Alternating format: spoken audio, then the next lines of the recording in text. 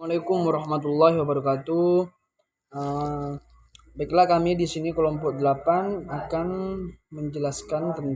sedikit menjelaskan tentang mujtahid. Apa itu mujtahid? Pengertian mujtahid, syarat-syarat seorang mujtahid. Seputar ijtihad lah ya. Ijtihad menurut bahasa itu diambil dari kata jahada yang masdarnya mempunyai dua bagian.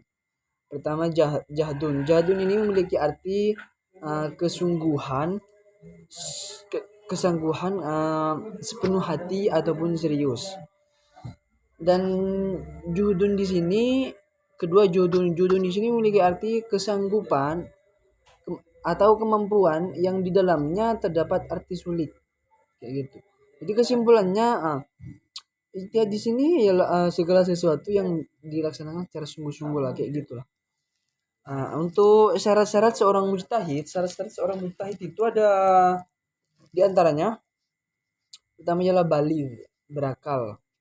Karena untuk menjadi seorang ibu itu harus balik agar wawasan balik agar tidak keremajaan lah, biar wawasannya itu luas, berakal, tidak kayak maksudnya memiliki berakal itu dalam arti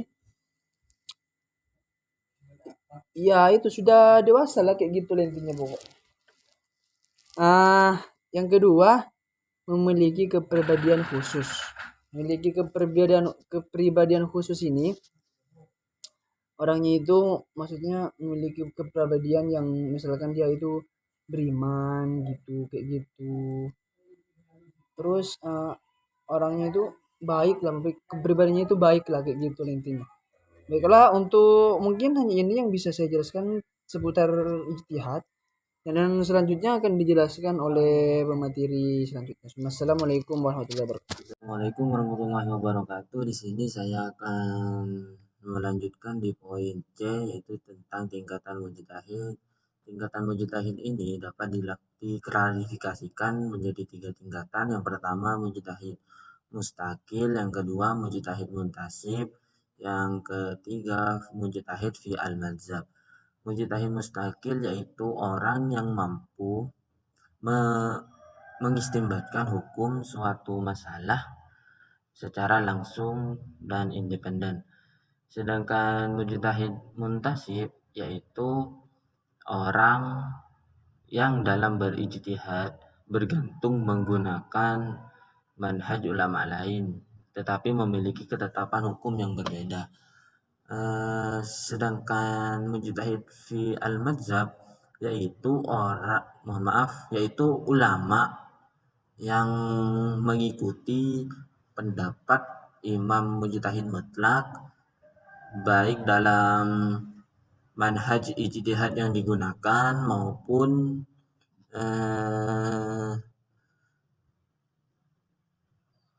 maupun produk pemikiran lainnya. Mungkin itu saja dari saya dan akan dilanjutkan oleh pemateri selanjutnya. Terima kasih. Assalamualaikum warahmatullahi wabarakatuh. Bismillahirrahmanirrahim. Assalamualaikum warahmatullahi wabarakatuh.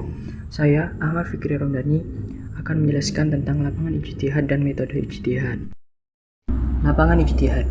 Pada dasarnya, ijtihad dilakukan untuk menghadapi masalah-masalah yang hukumnya belum dijelaskan dalam Al-Quran dan Hadis. Tidak terdapatnya penjelasan dalam Al-Quran dan Hadis dapat dilihat dari dua segi. Yang pertama, Al-Quran dan Hadis secara jelas dan langsung tidak menetapkannya, tidak secara keseluruhan dan tidak pula bagiannya. Contohnya, hukum menghimpun dan bukan Al-Quran menjadi satu mushaf. Al-Quran dan Hadis tidak menyuruh dan tidak pula melarang. Makanya dalam hal ini dibutuhkan yang namanya ijtihad. Kedua, secara jelas, langsung dan menyeluruh memang tidak ada ketentuan hukumnya dalam Al-Quran dan Hadis. Namun secara tidak langsung atau bagiannya terdapat penjelasannya. Contohnya, ketentuan hukum zakat padi. Meskipun secara tidak langsung ketentuan hukum zakat padi tidak terdapat dalam Al-Quran dan Hadis, karena padi tidak populer sebagai makanan pokok pada waktu Nabi. Tapi secara tidak langsung ada ketentuan hukum mengeluarkan zakat gandum. Bila dalam suatu masalah sudah ada dalilnya, baik itu berupa nas maupun ijma, dan keberadaannya sebagai dalil sudah pasti, maka hukumnya pun sudah pasti, dan lapangan ijtihad dalam masalah ini sudah tidak berlaku lagi. Selanjutnya, metode ijtihad. Metode ijtihad dalam pembahasan kali ini yaitu cara yang harus ditempuh oleh seorang mujtahid dalam memahami, menemukan, dan merumuskan hukum syara. Hukum yang jelas terdapat dalam nas. Usaha yang harus dilakukan oleh seorang mujtahid adalah memahami nas tersebut, lalu merumuskannya ke dalam bentuk hukum yang dapat dipahami oleh orang banyak. Sedangkan bagi hukum yang tidak tersurat secara jelas dalam nas, maka usaha yang harus dilakukan oleh seorang mujtahid adalah mencari apa yang terdapat di balik nas tersebut. Baru setelah itu merumuskannya ke dalam bentuk hukum. Selanjutnya, langkah-langkah yang harus dilakukan oleh seorang mujtahid dalam istinbat hukum. Yang pertama harus merujuk pada Al-Quran. Yang kedua harus merujuk pada sunnah atau hadis Nabi. Yang ketiga harus berdasarkan ijma. Keempat, seorang mujtahid harus mengerahkan segenap kemampuan, daya, dan ilmunya untuk menggali dan menemukan hukum Allah. Beberapa literatur usul fiqh dapat dirumuskan cara yang dilakukan oleh 4 mazhab. Pertama, Imam Abu Hanifah. Urutannya yaitu Al-Quran, Sunnah, Ijma, Qiyas, Istihsan, dan Hilah Syariat. Kedua, Imam Malik. Urutannya yaitu Al-Quran, Sunnah atau Hadis, Ijma Madinah, Maslahat Mursalah, Qiyas, dan Saddu al-Zari'at. Tiga, Imam Syafi'i. Urutannya yaitu Al-Quran, Sunnah, Ijma seluruh mujahid, Qiyas, dan Istishab. Empat, Imam Ahmad bin Hanbal. Urutannya yaitu Nas Al-Quran, Sunnah, Ijma sahabat, hadis mursal, dan hadis yang sekiranya lemah. Yang terakhir yaitu Qiyas.